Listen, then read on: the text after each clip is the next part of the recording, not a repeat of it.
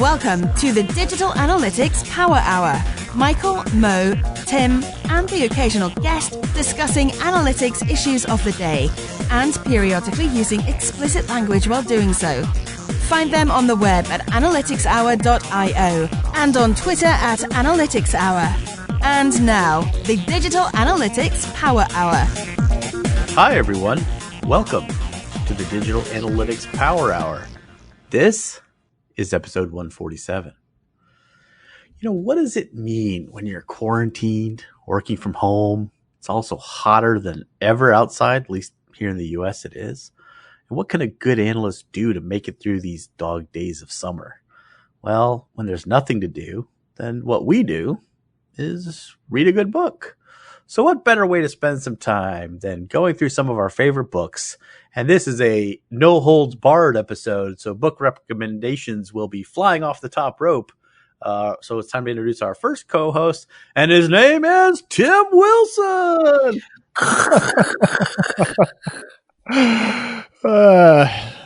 Hey, guys.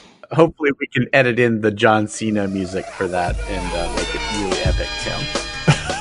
Well, you do know with Australian sport at the moment, they are playing audio tracks of the crowd, even though there's no crowd at the sports stadium. And it's like weirdly bugging me, but everyone else loves it.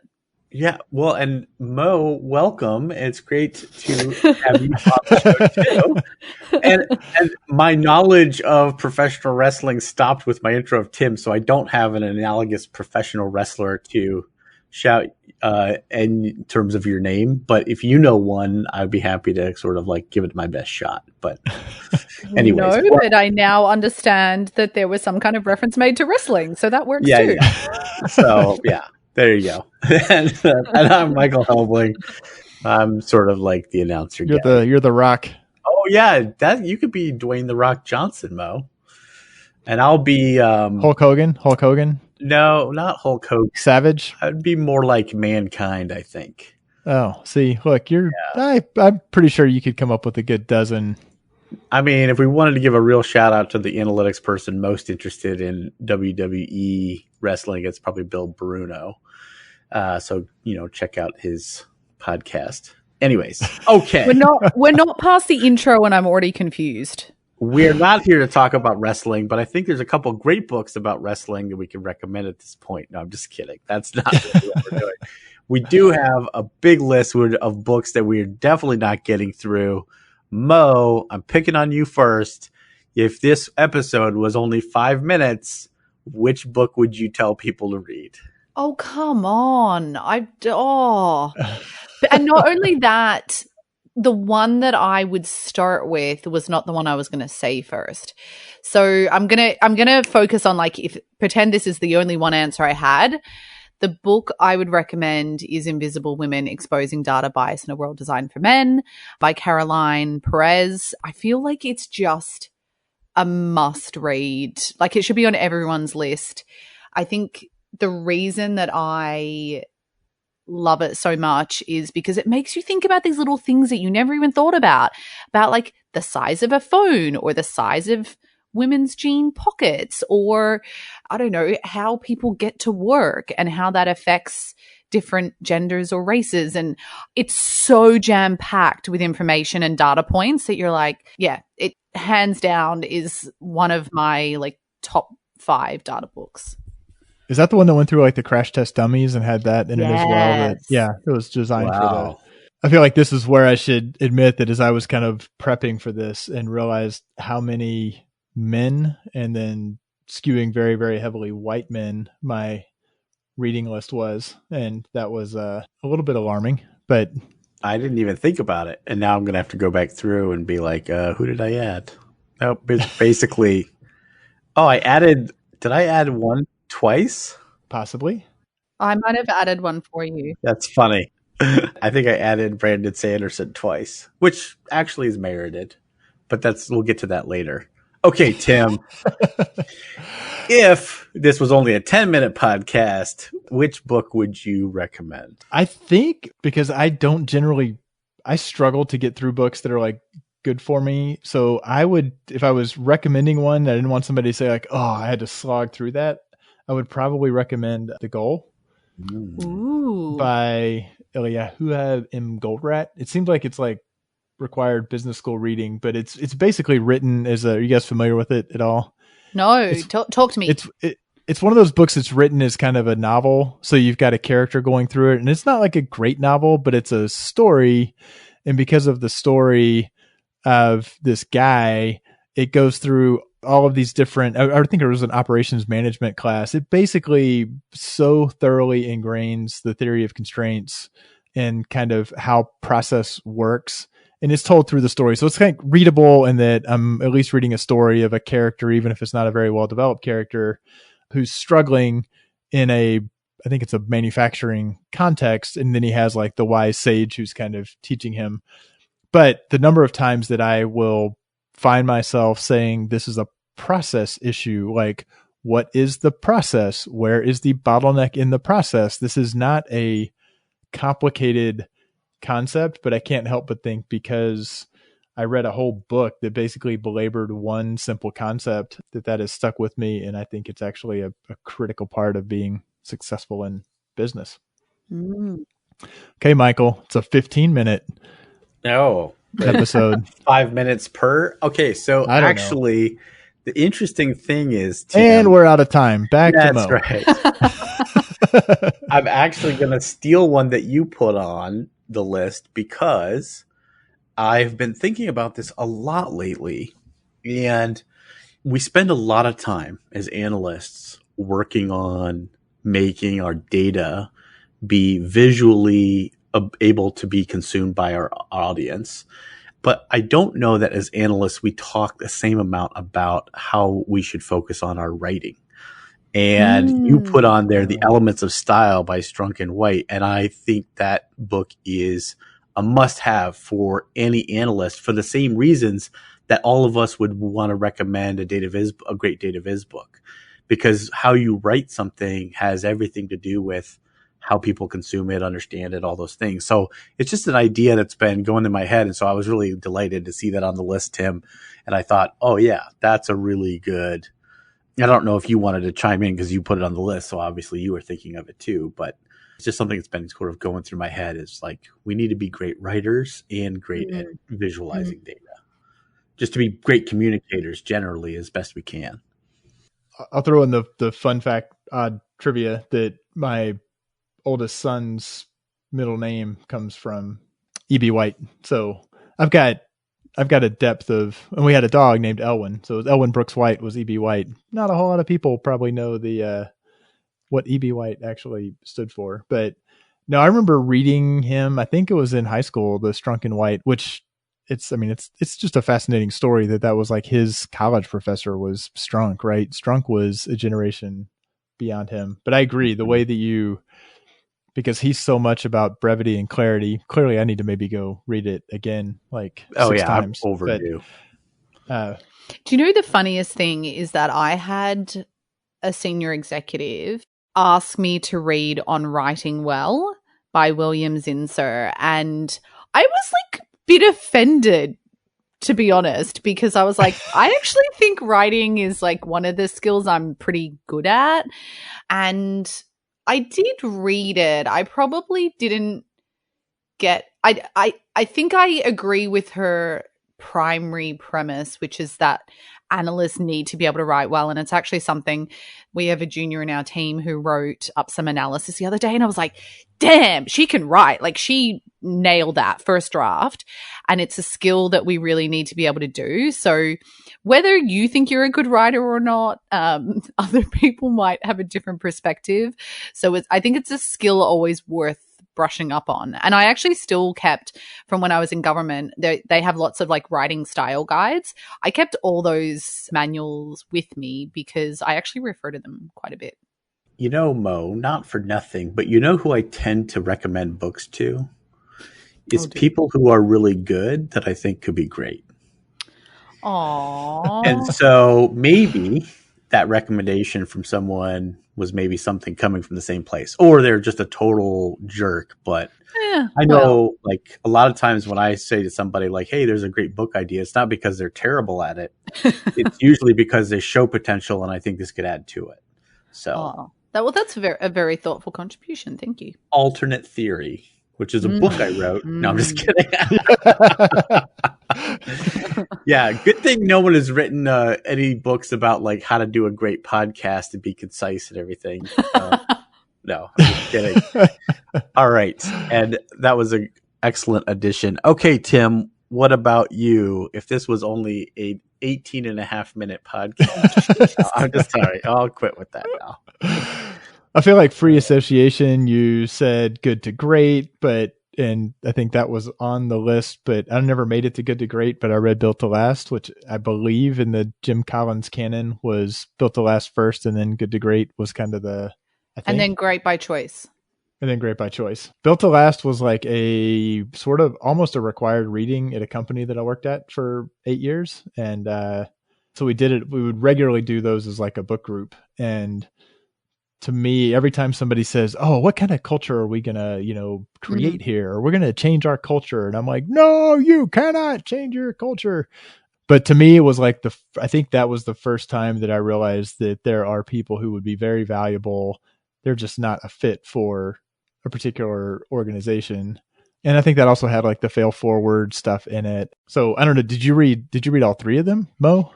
I've read Good to Great and Great by Choice. I haven't read Built to Last, but I confess, so my former CEO was like obsessed with Good to Great and Great by Choice. And he had a box of both of those books in his office.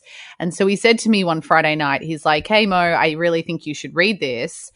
And I decided that I had to read it by the time I saw him next, which was like Wednesday the next week. And thankfully I had a 10-hour drive ahead of me. So I just listened to it as an audio book and like turned up the Wednesday morning being like, so about that book, blah, blah, blah, blah, blah, blah, blah. But the thing that I actually, the biggest lesson why I mean, Great by Choice, like some people love those type of books and some people are not into them.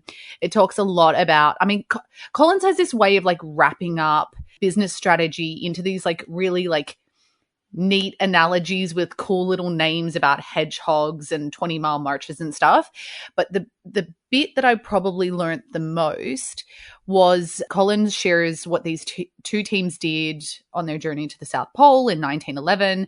And he talks about this concept, the 20-mile march. And so basically one team committed to walking 20 miles every single day, whether it snowed, whether there was like a blizzard, they walked 20 miles every day, which was, I think it's pronounced Amundsen. I can never say his name. And then Scott's team just did what they could on each day. So some days they walked 20 miles, some days they walked 10, some days they walked 30. Scott's team died and the other team made it successfully. But the reason it became really important is because we actually started applying this concept to one of our KPIs. So we had a company level KPI, which was our MPS, and we decided to make it a 20-mile march. So I think often when you think of a KPI, people are like, it should always be going up. Like, one season it's 80%, the next season it's going to be 85, the next season it's going to be 90. But I really liked how the CEO took this concept out of the book and was like, actually, our company is growing, which means we're going to have more new customers, which actually means that this KPI could go down. And so for us, the KPI is actually to have a 20-mile march, which is to keep the KPI the same, like let's say 80%, even as we grow or we get new customers. And it was just like this way of thinking about a KPI that I hadn't really thought about before. So I think that's why I've got this like real zest for this book, because it like informed so much of the way that I think about metrics. Okay, off the soapbox. Well, that does just a small video insert here. Jim Collins, who is still very much around, and one of a video that got kind of circulated, and I'm at a company where it's like, oh, we got people who consume a lot of content, but there's a video where he talks about the Stockdale paradox, given the time that we're in right now. I guess people were asking Jim Collins, like, what do you do in the middle of this disaster that we're in?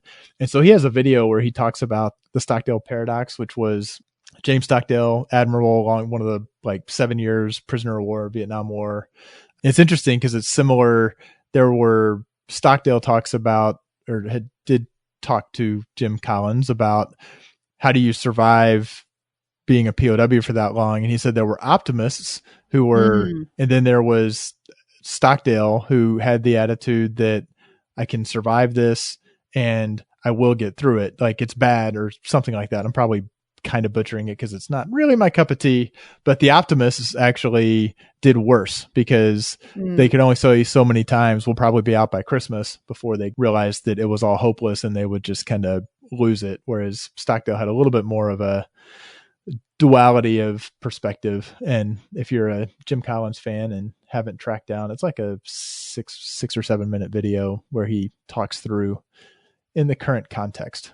Where does he come up with these examples?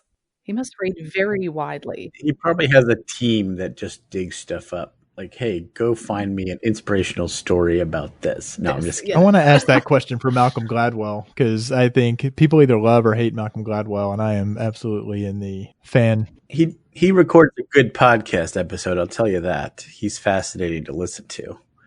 But like, even when he was just writing, he was doing TED Talks, it seemed like every 2 weeks. He'd tell the spaghetti sauce story or whatever. Oh, right. Yeah. That's one of the classics. Ragu or Prego. Wait, I don't think I've heard that one. What's the spaghetti sauce story?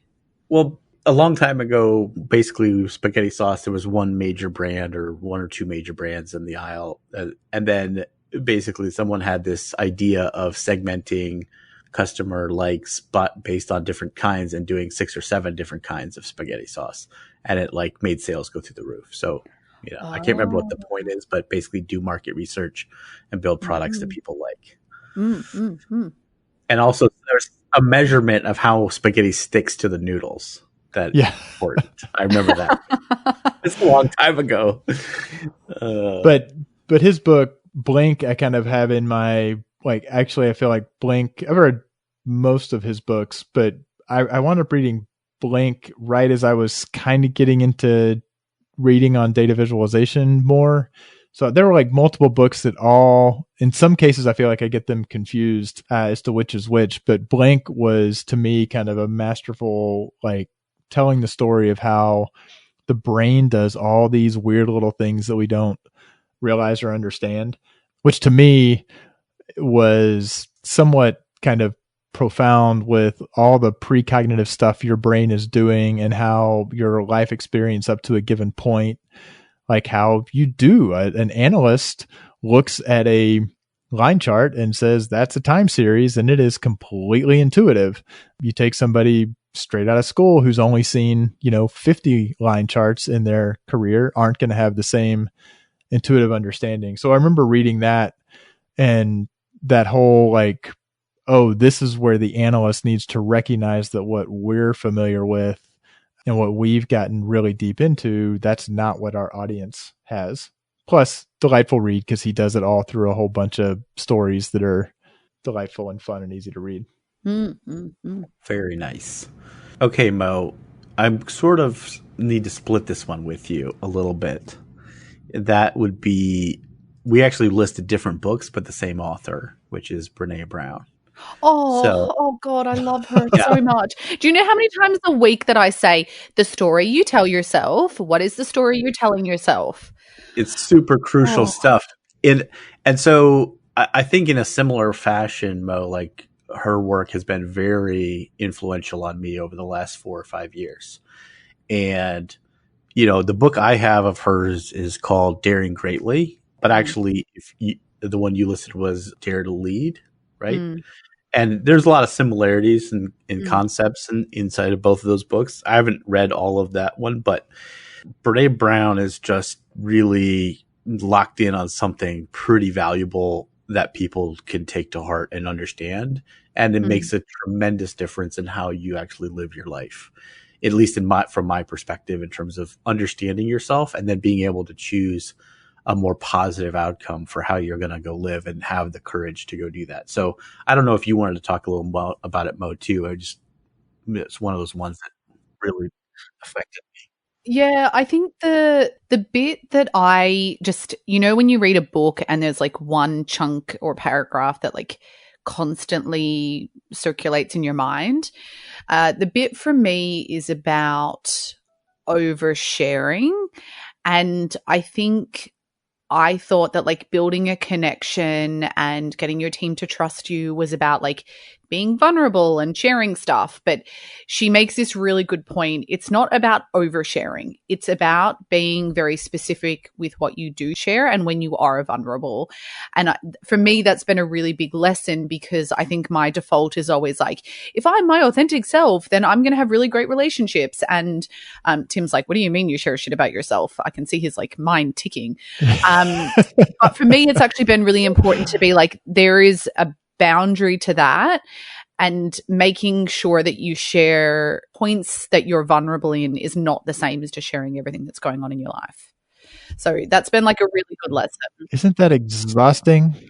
Does that mean you're processing that as you're having a conversation? Do you have to? No, I think it's about intentionally. So, for example, if someone in the team is having a really hard time being like a mentor for the first time, that might be a really good occasion to share, for example, a story about when I've had a tough time being a mentor and what I learned from that experience.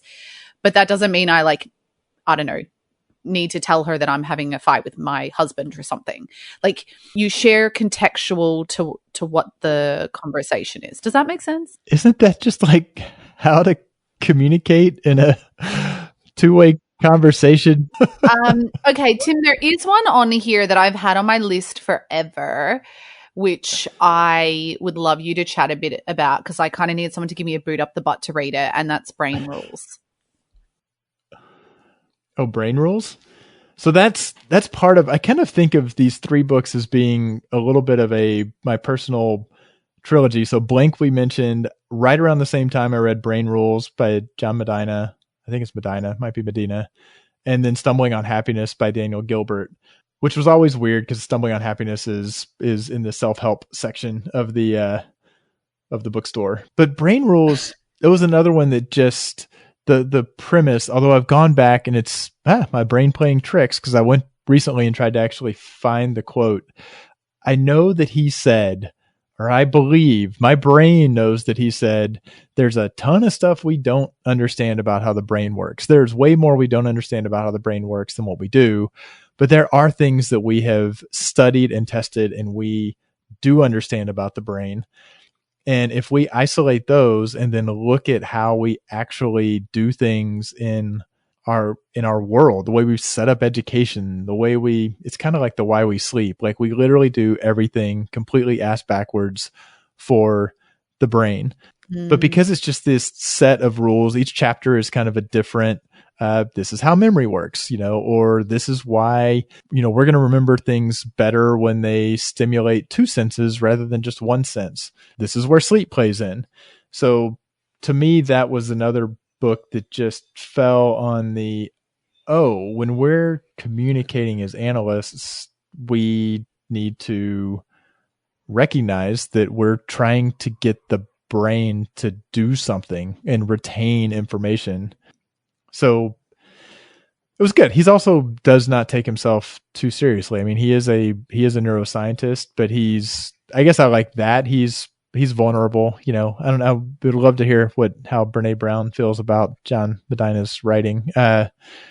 He shares, this is the stuff we don't know. And then it's got a degree of the Gladwellian, like, these are the different, I've now heard this story so many times. The guy who had the railroad tie or post, like, gets shot all the way through his head. Like, it took like half his skull when dynamite blew up.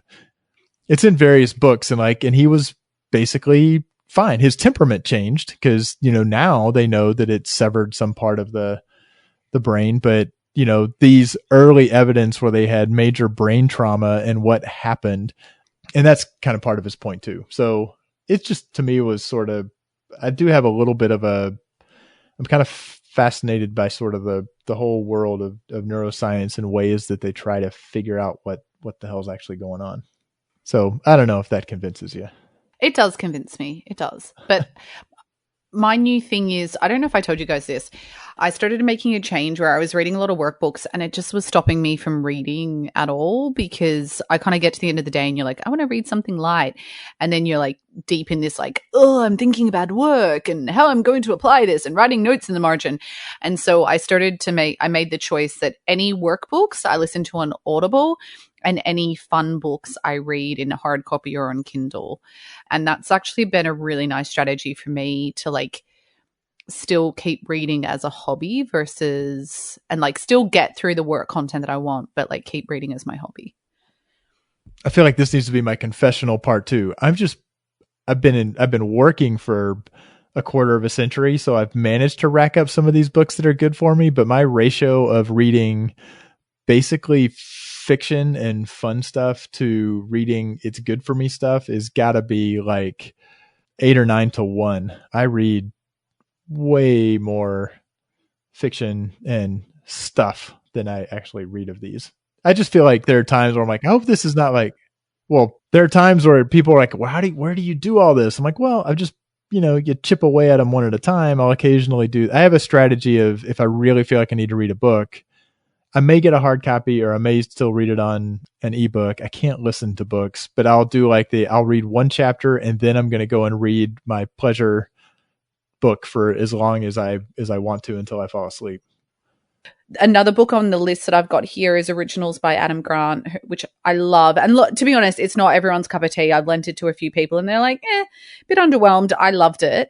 And my favorite thing about that book was that I turned the corner on lots of pages and I write notes.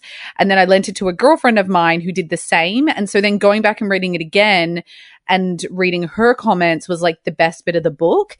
But the reason that Originals really stuck in my mind, it goes through like basically how to be like, I don't know, it talks about like innovation and, what kind of attributes make a good startup founder and that sort of stuff.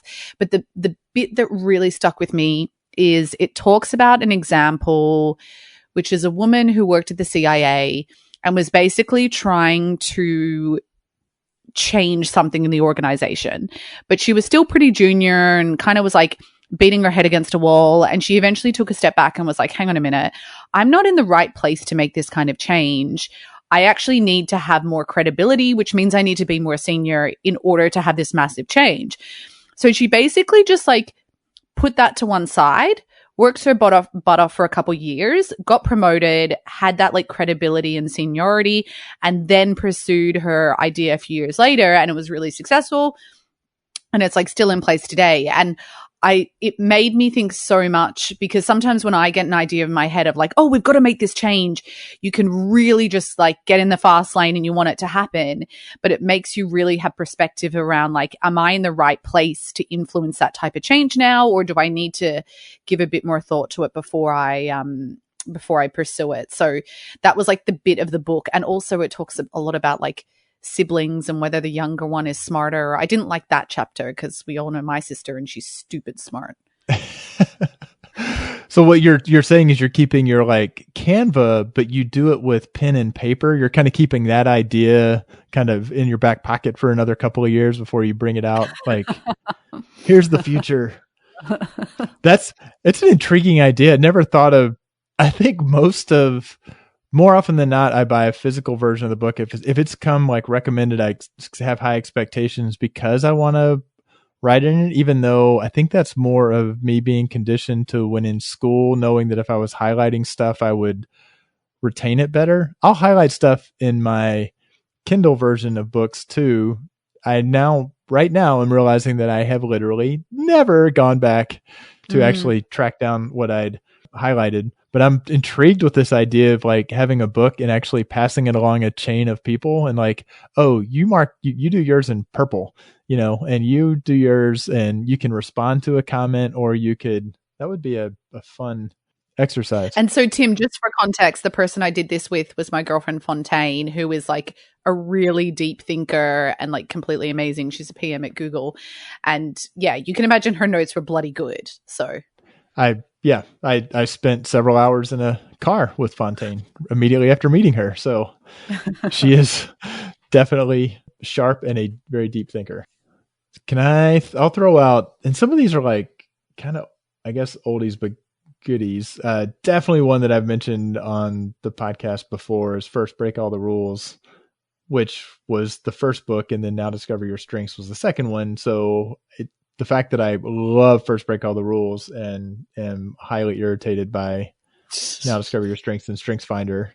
But I don't know the number of times that I've talked to somebody who is new to managing, or even if they've been managing for a while, and said, you should go read First Break All the Rules. You should understand trying to teach somebody how to do something that they don't have a talent for, and it is a talent-based thing. Like if somebody said, we're going to just keep sending Tim to training on how to be empathetic and really want to get into the soft side and the emotional connection with coworkers, like that would be a high investment with a very, very low return.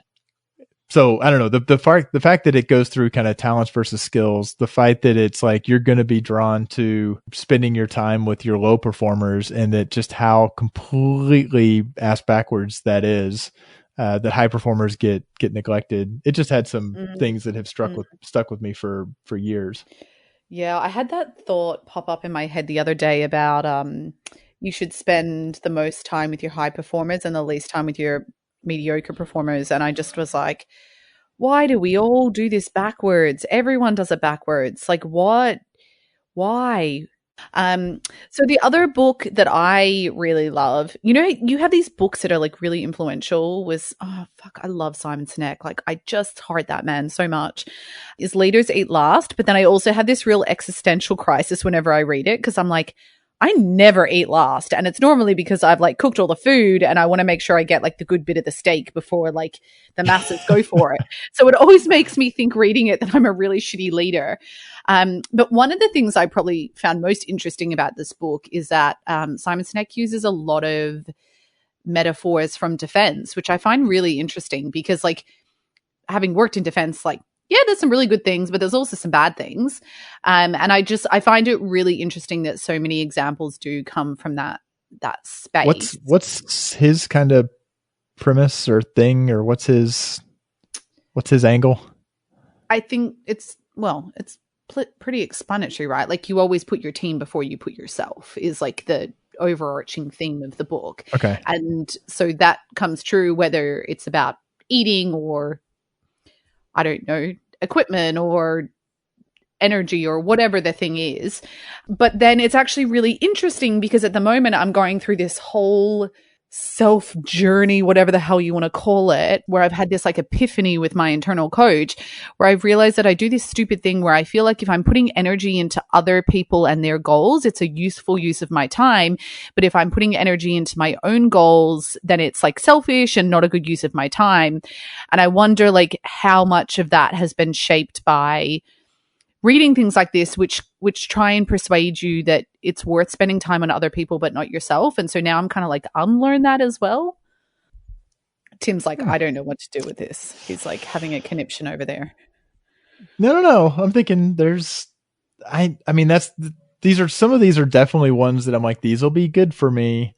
There's only so many hours in the day. How do you pick which one to read? And certainly picking ones to read that, like, honestly, I feel like a trusted advisor is one where I feel like I kind of think from the little nuggets that I've gotten here and there, it seems like, common sense. My sense is I would read it and be like nodding my head, which isn't all that useful. Where you take a Brené Brown or Simon Sinek, if it makes me, of course, I see Simon Sinek, I always think of Wyatt Sinek. Okay. Does anyone use Blinkist? Is it Blinkist or Blinklist? Blinkist. No, yeah. I don't. Does anyone use it? I wonder sometimes with workbooks if I should, because it's like, normally from the title and like a good half an hour summary, you can get the key points, but then is it going to sink in as much if it's only an hour versus listening to the whole thing?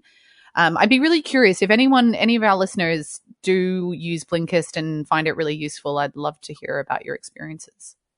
Oh, we haven't even talked about Michael Lewis, one of my favorite authors. I feel like I've talked about him so much on the show.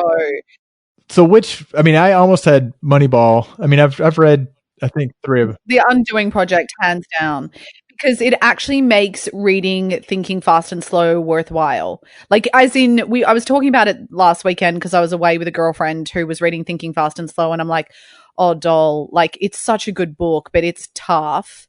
Like, I've picked it up and put it down so many times, but reading The Undoing Project was what finally got me through it, because I had all this extra context around Amos and Tversky that suddenly made the whole thing stick. Because definitely that is a book that I read through a recommendation on this podcast.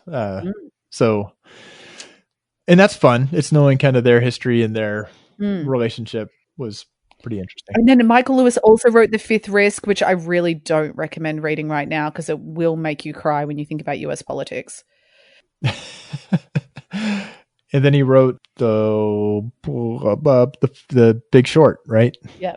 And he can make any topic interesting and a page turner.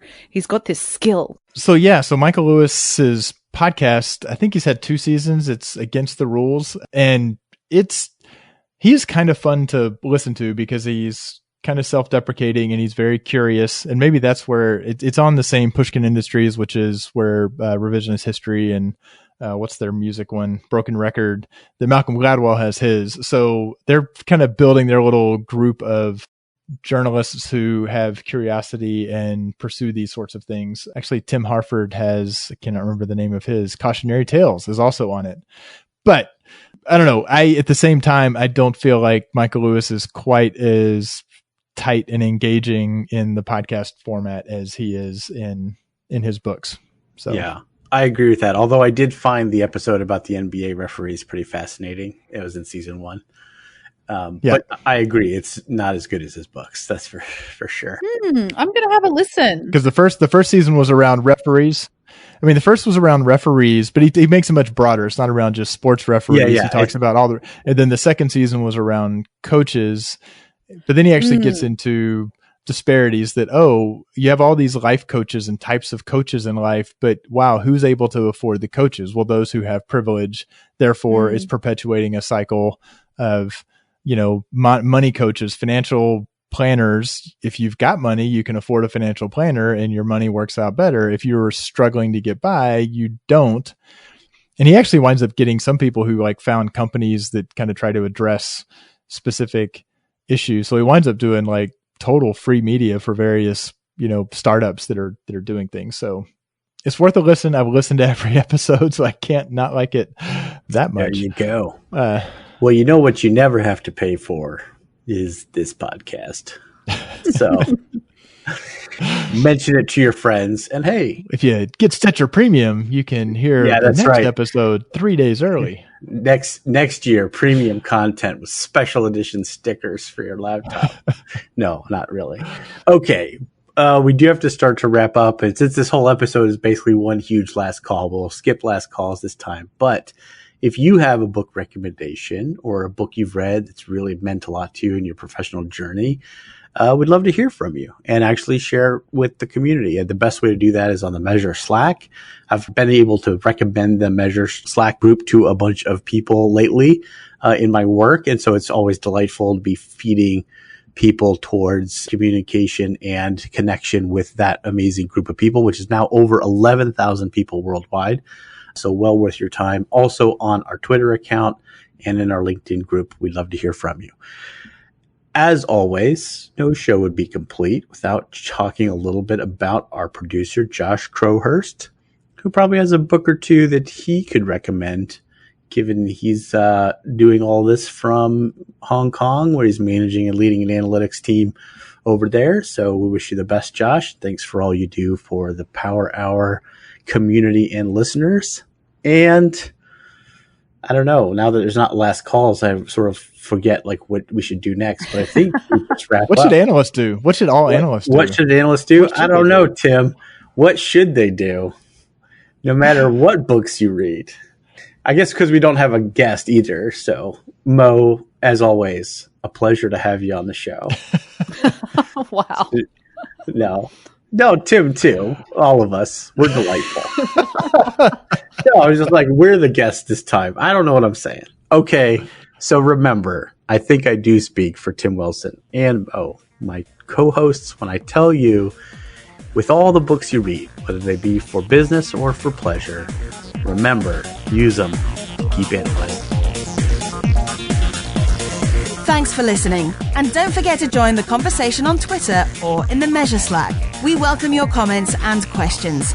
Visit us on the web at analyticshour.io or on Twitter at analyticshour. So smart guys wanted to fit in, so they made up a term called analytics. Analytics don't work. Analytics. Oh my God. What the fuck does that even mean? Yeah, it didn't give you anywhere to write an intro, I realized. I made a little tab for myself, attempting to be self-sufficient at some point here.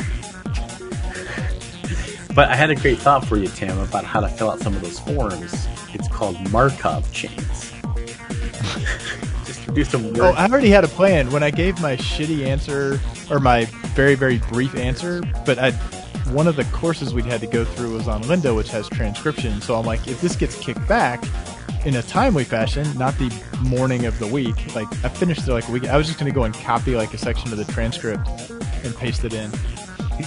But I believe, isn't there like a predict AI online too? Oh yeah, I should have just put the be supportive and seen what it auto wrote after that. Oh. Yeah, because the whole thing did. That was a thing. That was like a last call I had a while back. Oh my God! So the Iconic is going through like mass redundancies. I had a girl from my team call me up yesterday being like, no, I think I'm getting fired. And I'm like, okay, talk to me. What's going on? And then, when you're like, oh, fuck, she's getting fired. And then she called me later that day and was like, yep. Oh, they're laying people off? You said the Iconic? Oh, wow. And the problem is, this is going to sound awful. They're not going to lay off the really good people I want to poach. Well, but here's the thing, though, Mo, and this will work in your advance. All the good people will still be nervous and upset about it, so you're very poachable. This is how I got Allison Murphy from Moss. They weren't going to let go of her. So should I send out another? So here's what another LinkedIn message telling what I want to post. Yeah. So here's what you do: is you reach out and be like, "Oh my gosh, I just heard about the layoffs. I'm just so bummed to hear about it. How are you doing? Are you okay?" And then just let them come back to you, and then be like, "Are things okay over there? I mean, like, what are you feeling like?" And then see if there's a way for you to get a job discussion going. One of Helms' timely tips. One of my tried and true methods. Wait for something bad to happen and then swoop in. Oh, we're recording this.